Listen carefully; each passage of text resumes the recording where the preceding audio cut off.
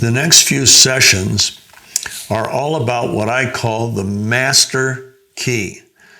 And you think, well, what the heck is the master key? Well, if you go to a hotel and they say, okay, you're in room 207, and they do their little thing and they hand you a key card, and that key card is programmed to open the door of room 207. Now, you don't know what's in room 207. You assume that it's a clean motel room or hotel room. Beds are made, nothing left over in the bathroom, everything's cleaned up and so on. And that's a good key to a good room. But on the other hand, if the person says, Mr. Scott, I'm so glad you're back. I wondered when you were going to be back. Hey, I've got to run out for a little while. You may need the kitchen. I'm going to give you a different key. It'll get you into any room in the hotel. It is a master key. It's that effective. Any room, it will open. Well, the master key we're going to look at is the key to every room from the boardroom to the bedroom. It relates to the personal areas of your life, and of course it relates to the business areas of your life. It's the key of becoming an effective and persuasive communicator. Now, there was a survey of Fortune 500 companies, and the top companies in the United States.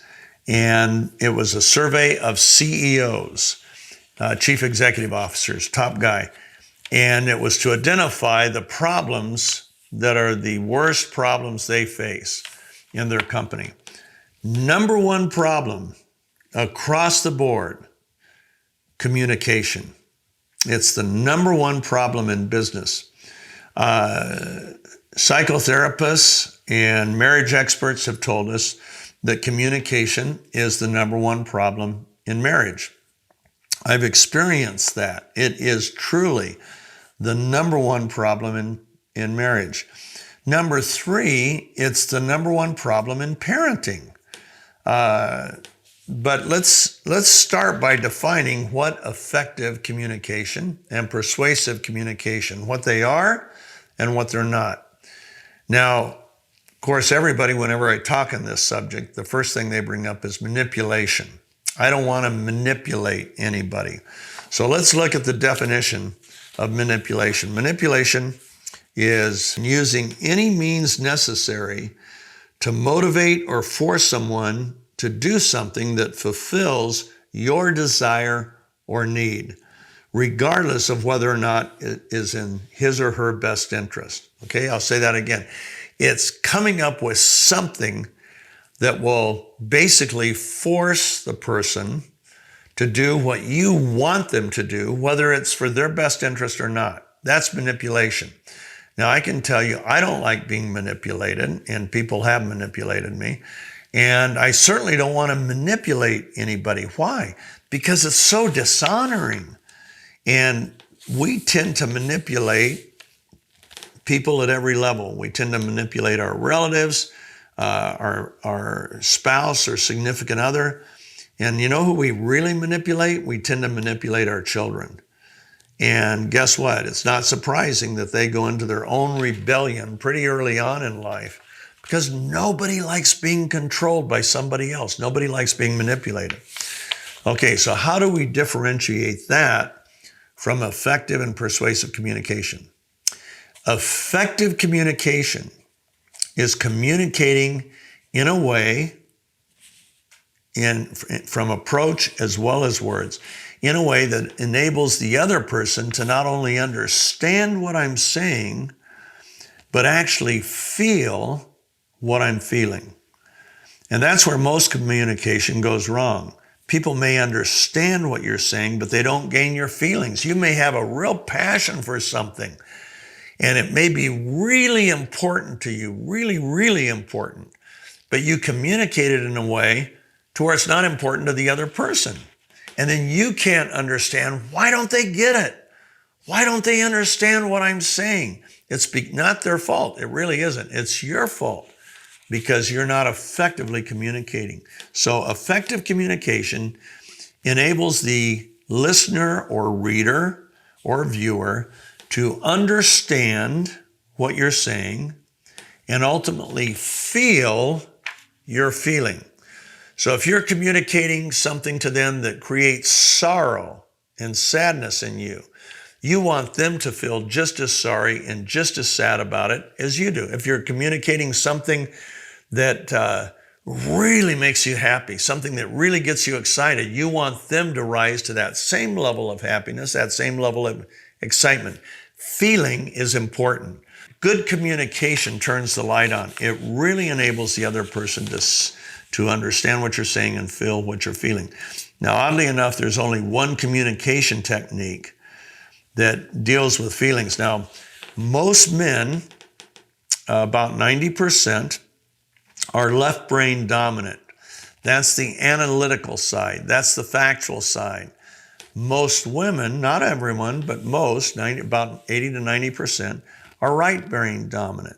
That's the feeling side, the visual side.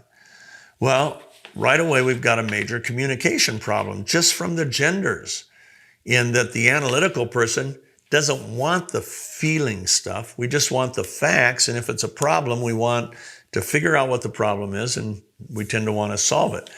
Whereas the feeling side wants to convey an experience and wants us really to feel it. Believe it or not, there is one communication technique we're going to look at in one of our future sessions that bridges that incredible gap between left brain and right brain.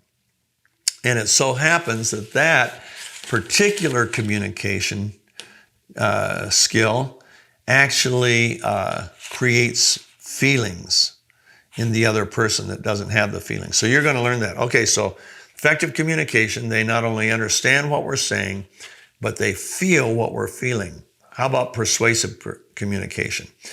Persuasive communication is using effective communication. So the person understands what I'm saying, feels what I'm feeling. In football terms, that gets them 90 yards downfield. Now they're only 10 yards from the goal. Persuasion moves them that last 10 yards.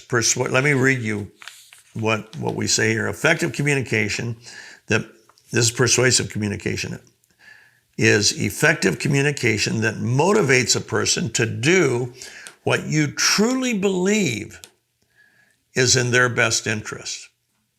So it's not getting them to do what is in your best interest. Maybe you have a common best interest, in which case it would be. But your focus is really persuading them or motivating them to do what is in their best interest. And so that's what persuasion is. True persuasion versus manipulation. Manipulation gets them to do what is in my best interest, regardless of whether or not it's in their best interest. Whereas persuasion gets them to do what I believe is in their best interest. The very first product I sold on TV back in 1976 was an acne product. Now, I had had terrible acne as a child. Every week I went to the dermatologist. Every week from the 6th grade all the way through my junior year in high school, I would go to this dermatologist. This is before Accutane came out. And I would go under a sun lamp, which would give me this bright red sunburn.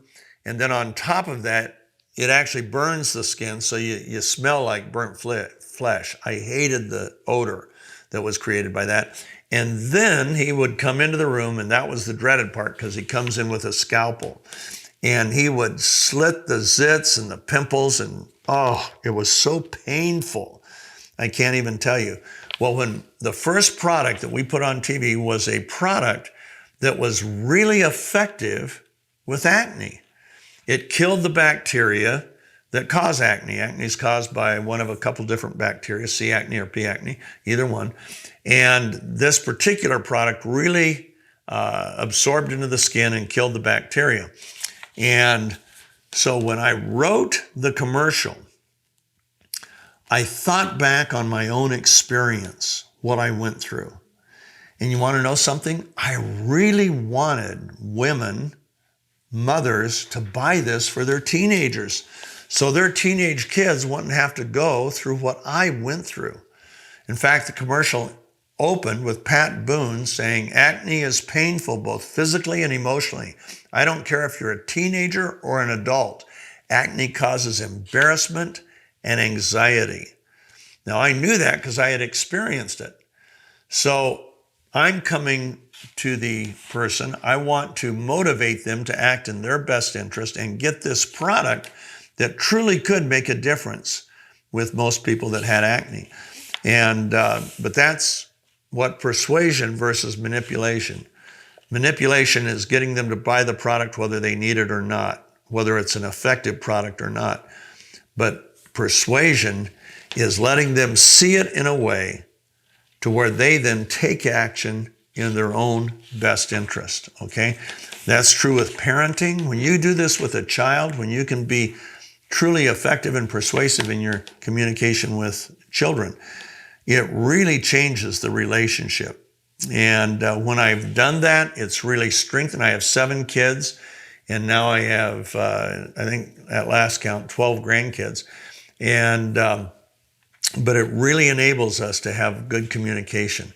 Okay, so this is just scraping the surface. This is just foundational.